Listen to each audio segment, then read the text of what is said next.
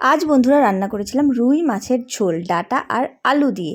আর হ্যাঁ, এখানে একটু পাতা পাতা মনে হচ্ছে না, তো কয়েকটা কচি পাতা ছিল, ডাঁটা পাতা আমি দিয়ে দিয়েছিলাম। আর ছিল সাথে বন্ধুরা লাউ ঘন্ট।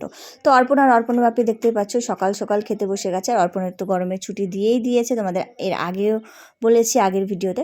তো যাই হোক, 1 মাস মতো তো ছুটি আছে। তো যাই হোক, ও বাড়িতেই থাকবে। অর্পণ বাপি খেয়ে দিয়ে বেরিয়ে গেছে। আমি সোফা টোফা ঠিক করে, সোফার কভারটা তো দেখলে কেমন অগোছালো হয়ে থাকে সকালবেলা, বাসন টাসন মেজে এই যে চিমনিটাও আজ পরিষ্কার করে নিয়েছি। আর কিচেন জায়গাটাও সুন্দরভাবে ক্লিন করে নিয়েছি। আর জামা কাপড়গুলো ওয়াশিং মেশিনে দিয়ে দিয়েছি, তোমরা দেখলেই।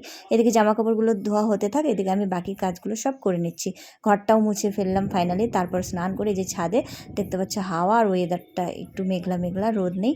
তো যাই হোক, হাওয়াতে জামা কাপড়গুলো শুকিয়েই যাবে, আধ শুকনো হয়ে তো বেরিয়ে যায়। আমিও স্নান করে নিলাম। আর এই যে এখন খেয়ে নেব আমি আর অর্পণ। আর হ্যাঁ, পুজোটা অর্পণই দিয়েছে আজ।